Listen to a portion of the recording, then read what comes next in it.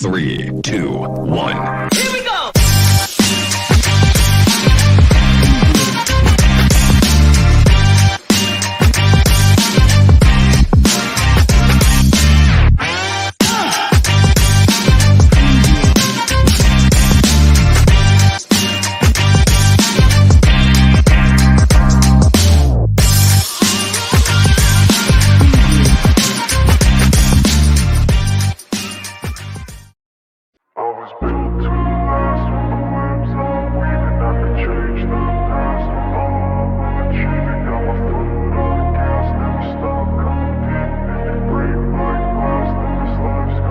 I wanna be the best in the game, invest in my name, check no restraints, I'm obsessed with the pain. I ingest, I retain, assess and I change, possessed by the thought I'll be free one day from society's restraints. Money, clout and fame, mud, disease, a plague. We all love to hate, have to play the game, have to make a name. All our insecurities are on display. This is war with the enemy, think that it was meant to be. Living in a time where disease is on every screen. I won't let them fester me, I know most are festering. Negativity is a plague for the mentally weak. No mercy. Oh yeah! Let's get to it! Snap into a Slim Jim! It is the Dennis and Andy show on a Monday. Wait, we got to reverse, get ourselves in the right. There we go. That's better. I don't feel proper when my head is on your body. So. Oh. I know Susie. I know your head's way that. too small for this body. I know Susie dreams about that. Yes, having a very tiny head, yes. Oh, she gets that with you. Oh, man, it is a good thing she's not here right now. You know, it's funny. I was thinking, so I saw the trailer for the new Sonic, the Hedgehog movie, the sequel. Yeah. And, you know, Sonic runs around. He doesn't wear clothes, right? He's just a blue fur thing. And then they introduced this female hedgehog in it as well. And then they introduced the bad guy hedgehog.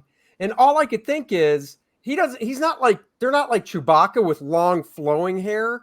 It's really tight against their body. And I'm thinking, does Sonic the Hedgehog have a micro penis?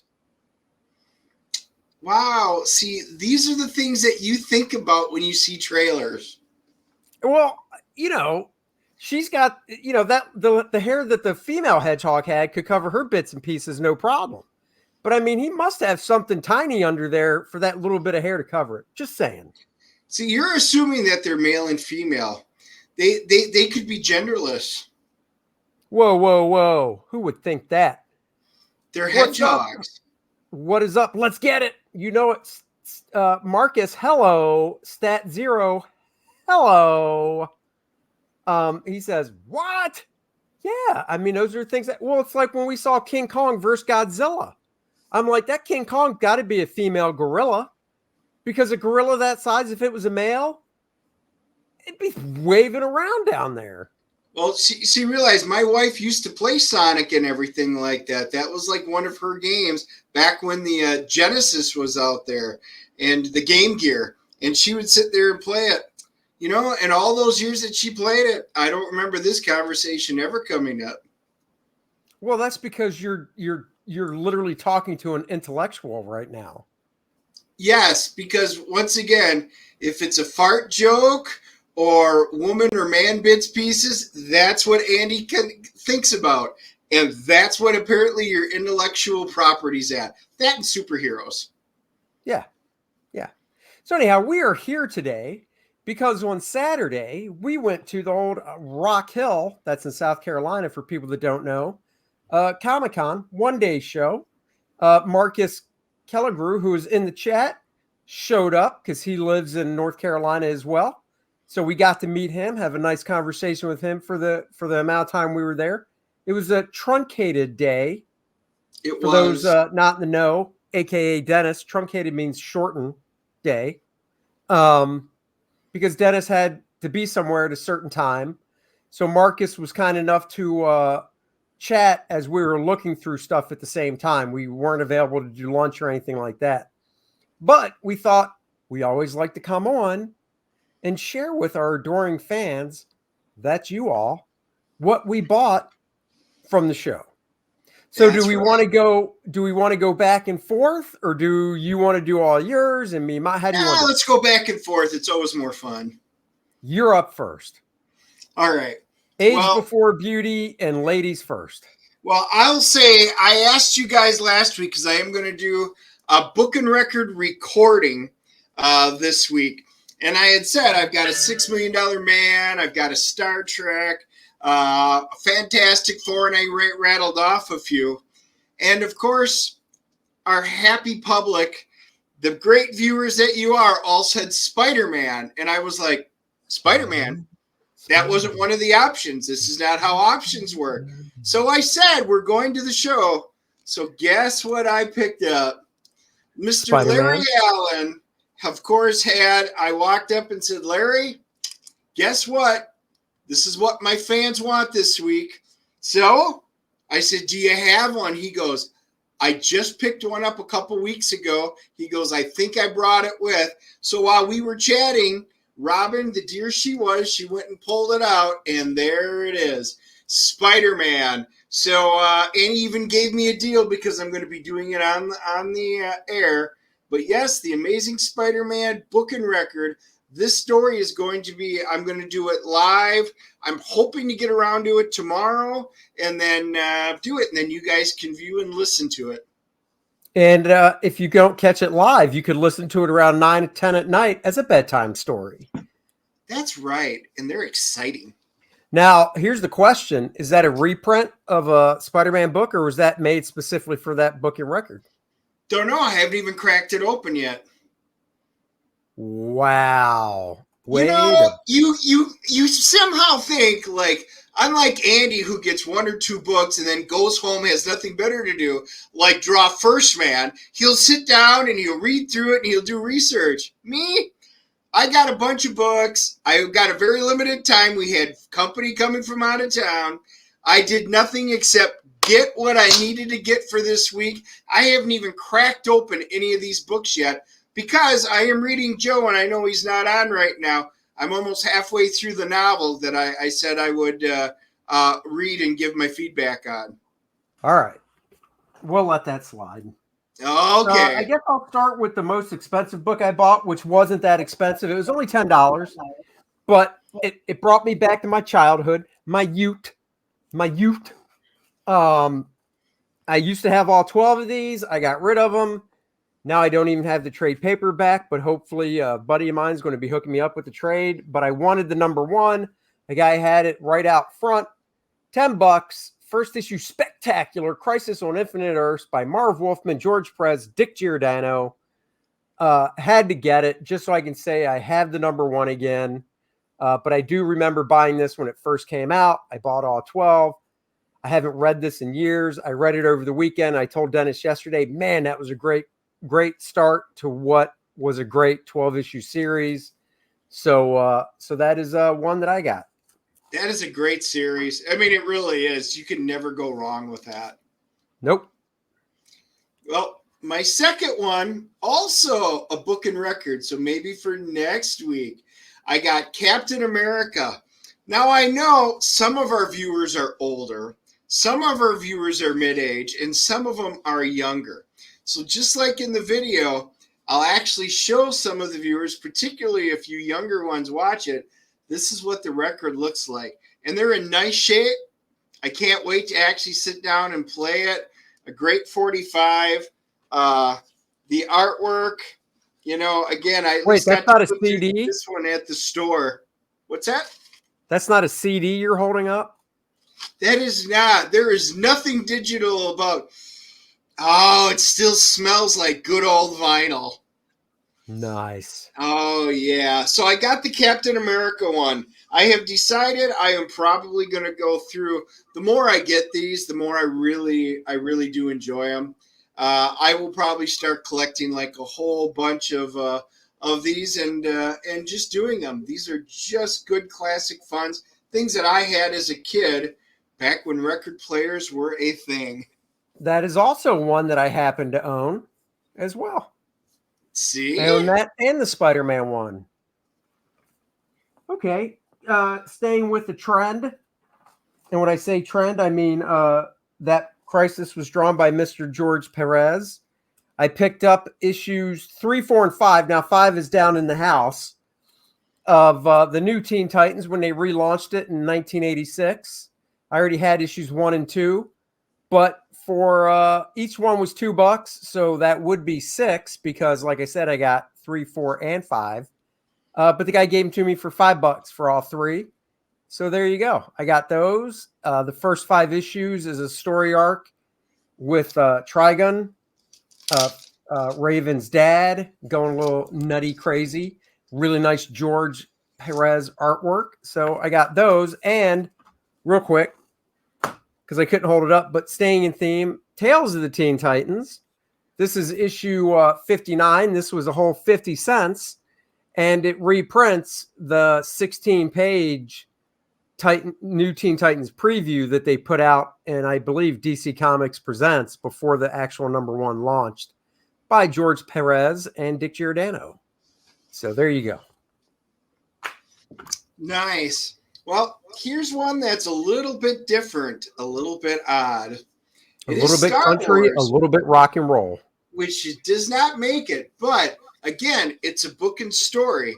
The difference is on these, instead of being comic book art, they're actually still shots. So it's kind of like the old, if you guys remember the Star Wars storybook, it's got great pictures from it, but the record's a little bit different. I have to kind of go through it. So the record on this, notice it's a little different. See the little tiny hole in the middle? That's because it's a 33 1/3 versus a 45. So this, they've got different speeds, is the exact same as, say, the $6 Million Man, but notice the difference in size. So it's like a mini LP because it's a 33 1/3. It's like you're the big one and I'm the smaller circle one. Right. Just like that. So it's like if you put the smaller one behind the bigger one, you can't see it. And when I stand behind you, because I'm small in stature. Yeah, you wouldn't hide. Nobody would see you at all, Andy. I just disappear. This one I can't wait to actually do because as well. But I did say I would do the Spider-Man one if I got it, and I will, because I want to see hear the voice acting and what they've done in here. So very curious because this one I've never heard, even when I was a kid. I never had this. Neither did any of my friends. Very cool. Very cool. All right. So that was it for my con haul, but we did go to a buddy of our store, and I never did show what I got from there. So I know Dennis has more books, so I can stay with it. I got a Vigilante number 27 for $1. Joe Kubert cover. I know it's kind of hard to tell because it's basically a silhouette, but Joe Kubert covering the Vigilante. Love Joe stuff. Dennis Cowan interiors. So that's all around. $1 bill, yo. I know, that is cool. And then the last one in the vein that I got like that, it's also a Star Wars one. Again, it's an LP. This one is shrink wrapped. This one hasn't even been opened yet. So I did let everybody know I am opening these in order to play them and do them. So there we go, right there. So I will be doing this one as well. I'm very excited for this one. I think this is the second one. Droid World, and I think they did an Ewok one as well. Oh. See, we're bringing the love back. Going to the con made me miss my comics, says Marcus. Yes. We're bringing the love back. Not Love Shack, but love back, baby, love back. So, by the way, those were all from Big Carl. Big Carl found those for me. And if you guys have never met Big Carl, he's over 7 foot tall. He's a big man with a big heart, and he was looking out for me because he knew I was collecting them. So as soon as I walked in, he said, I got a few books you might be interested in. Bam. Big Carl makes Dennis look small. I do. I am small compared to Carl. Another one I got from our buddy store. I can't remember I think it was $5. What if Phoenix had not died? The True Believers one, because the actual What If book is gone up in value. Even the True Believers one, he sold for $1 brand new. Oh no, cost me $5, and that's giving me my friend discount because we're pals. So it probably would have been a little more than that. Hard to believe these dumb True Believers are more than $1 now. That is such a good story. I do have the originals, multiple copies of the original, because that, obviously, you guys know it's one of my favorites. And then this one I got from Jackson, who also brought something to the show for me, in case I didn't have it. It's X-Men 244. Now, you are all thinking, well, you already own this one. That is true. I do own X-Men 244. I own many copies of X-Men 244. However, guess what? What? This one is the Mark Jewelers inset. So this is not a high grade, but it is a Mark Jewelers copy. And that is a hard to get variant. When you open it up, you can see these inserts that are in it. Mark Jewelers got a select number of them. And so this is known as the Mark Jewelers variant. I've got a few other books with them. And no, I did not own a Mark Jewelers variant of the first appearance of Jubilee until now. So, Jackson. But do you own any rings by Mark Jeweler? I own rings, but I don't think any of them are from Mark Jeweler. Oh. You should try that ad, see if it's still good. You should. Oh, you know what? You should do a Google search for the name of that company and see if it comes up. Yep. In fact, I have another window up. I'll do that. What's the name of the company? Here. It's Mark Jeweler. Well, spelled. Is it with a C? Is it with a K? It is with a K. Mark, M-A-R-K, Jewelers with an S. They're in, at least they were. Dude, they got a website. Los Angeles, California. You know what? I could stop in and visit them when I go visit my son out in LA. They're, let's see. Here we are. Mark Jewelers. Here it is. Here it is. You could stop in. You could get your wife something a little nice. Wow. I could, but they don't have weighted blankies. Their store is, this store says, Wisconsin. Oh, there's a Mark Jewelers in Wisconsin, but it's different. Oh, that's the one that I went to. Oh, this is spelled with 2 L's. It's only spelled with 1, right? Yeah. Yeah. Is it just 1 L? Yep. Oh, they got me. Hold on. See, and it's got to be, it's LA, California. At least it was. Wait, is it Mark or Marks? M-A-R-K. Jewelers with an S. Mark There's Jewelers. a Marks. Yep. Nope. Nope, that's not it. There's a Jewelers. I can't say that word. Mark, and who cares? Anyway, so I bet Oh, 30 look bucks, at that. but that might be a trivia question. Something else you have in common. There it is. Yep, he's my oldest. He's actually out in Riverside, but it's right there by LA where we were when the earthquake hit. So I was there for the big earthquake a few years ago. There you go. Yeah. That's why you don't eat chili, Dennis. I was eating a beignet, actually. Oh. So I picked this up from our buddy Tracy, even though I have Spider-Man 300. I got this True Believers one. Yes, this goes for more than $1 now as well. I got it for $5 or $6, I believe. So just, I like it. So I got it. So there.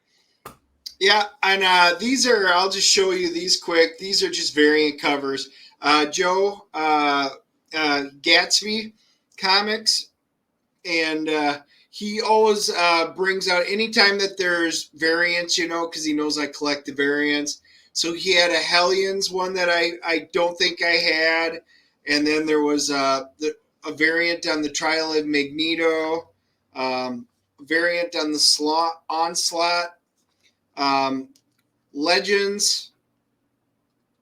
So I wound up getting the Legends. And of course, I don't always get the Peach Momoko stuff, but I think he gave me that for, $1. So, I did pick up the Peach Momoko cover and then Excalibur. So I did wind up getting Excalibur variant as well. So I got a bunch of the variants for my ex-boys and girls. Nice. Well, I've only got one left, and it was from our buddy Tracy, and the title just cracked me up, and it was something he had on his back wall, but he also got a collection in, and when Dennis was going through the collection, he had one in the collection that was in a little lesser condition than the one on the back wall. Teenage Mutant Ninja Turtles presents Mighty Mutant Animals, and I actually read it. Didn't take long. It's not very wordy. The art's kind of cute. I dug it. I thought it was kind of neat. And the one on his back wall was $10. I got this one for $5. So Dennis wants it, and he knows for $15 it's his. So it was kind of funny. He goes, "Was that the one on the wall?" I'm like, "No." "Did you have one in your hand?" I'm like, "I don't know, not that I remember." And he went back and found it. So kudos on Andy. And then the last one I got, and I didn't even buy this one, Marcus, who's on the stream right now, gave me The Adventures of Captain Courage, one of the books that he did. So I know I'll be sitting down and kind of flipping through that. And he also gave me one, but mine is inside the house next to my chair where I read my funny books.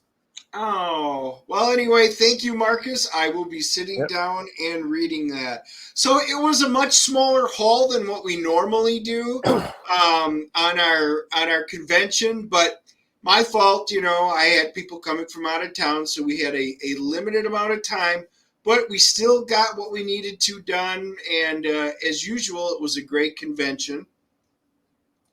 It was very good. Yep. Oh, look, we're getting spam. I hope you have your YouTube open so you can bounce the spammer, Dennis. Oh, I can't do it. You need to go to YouTube and block that person. Just like that. Boom. Wow, look at that. A spammer. We must have hit the big time, Andy. The spammers have found us. The spammers are coming out. So the next thing we did was Andy had seen a post from Jon Malin. Well, it's still, I can't wait to see it. Half a comic is still half a comic. Half the size of an average penis is still half the size of a penis. And Andy knows a lot about that. So yeah. So Jon Malin apparently had posted about this movie called Bloody Hell. Yep. And he highly recommended it and said, do not go on the internet. Don't read any spoilers. Just sit down and watch it. So Andy and I said, you know what we're going to have to do? We're going to have to watch it. So I made my wife sit down and watch it. She's hit or miss on horror or psycho thrillers and stuff. Sometimes she loves them. Sometimes she hates them. So I gave her no information other than to say, we're going to sit down and watch Bloody Hell. That's right. Yep. And I'm glad we did. What About says it was good. It was good. I watched surprisingly good. Dennis started it maybe a half hour before me. I watched it. It's a tight hour 30. Basically, it's about this guy who, during a bank robbery, basically stops the robbery, but in doing so, because of his actions, a woman dies. One of the hostages dies. So he gets jail time after serving, I believe, 8 years in jail. He gets out. He decides to go to Finland. just to get away. He just wants to go someplace nobody's ever heard of him because his name's everywhere. I mean, he's actually looked at in the town, 'cause this was in California. He's looked at like a hero, you know. Yeah. What about says he got treated like a real hero would? Which, yeah, I mean, it's sad that woman died, but he didn't do it on purpose. So, anyhow, so he goes to Finland, and I don't know, how much spoilers do we want to give on this thing? Just a little bit. I really don't want to give away a lot, other than the fact that the DA goes out of their way to prosecute him, basically calling him the reason for it. And you don't get to see his side of it until, later. And he's like, look, these weirdos came in there. They were ready to kill people. They were robbing the place. So I did what I needed to do. The public loved him for it because it was sad that the one girl died, and it's in the way that he wound up killing the bad guy, which was kind of funny. But that ultimately led to him killing the girl. But everybody looked at him as this hero, except for the really liberal DA who went out of his way to really prosecute him and make an example, and wound up doing it, and he goes to prison. I didn't understand the whole reasoning for the whole prison point, but they did, and it's great. So he goes to Finland. He's in an airport.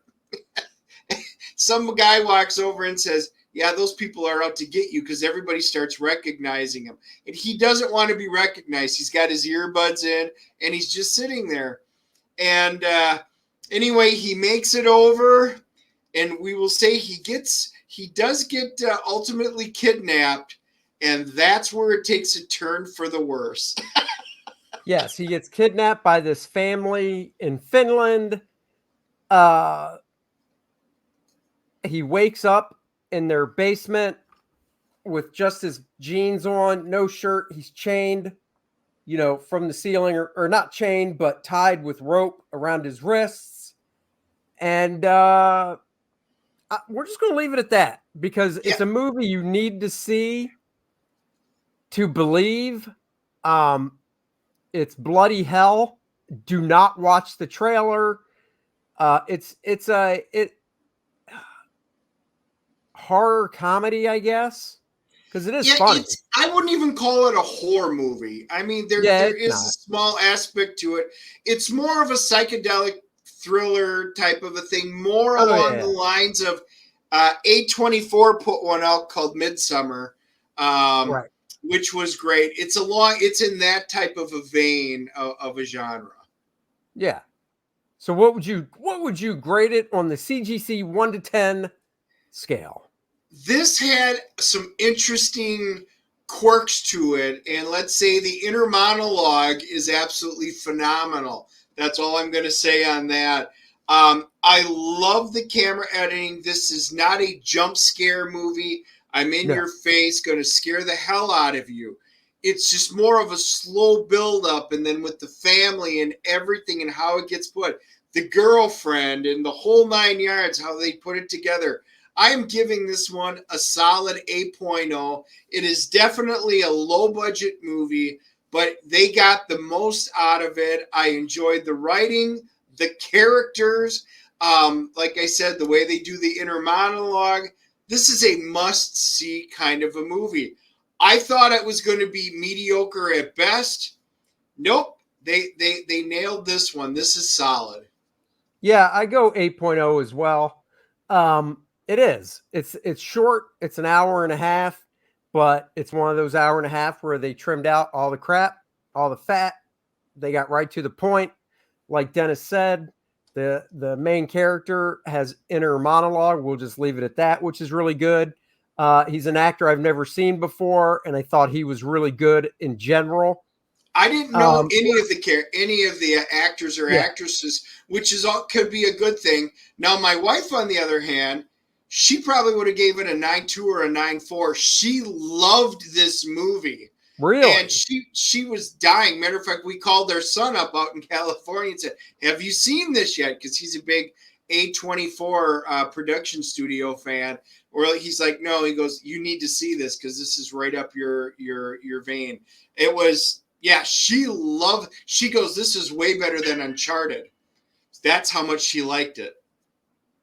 Because Andy and I did go see Uncharted, which we'll be doing at a future date, a full review on. Yeah. Yeah, I don't know if I can get on board with that, but anyhow. Well, she loved it.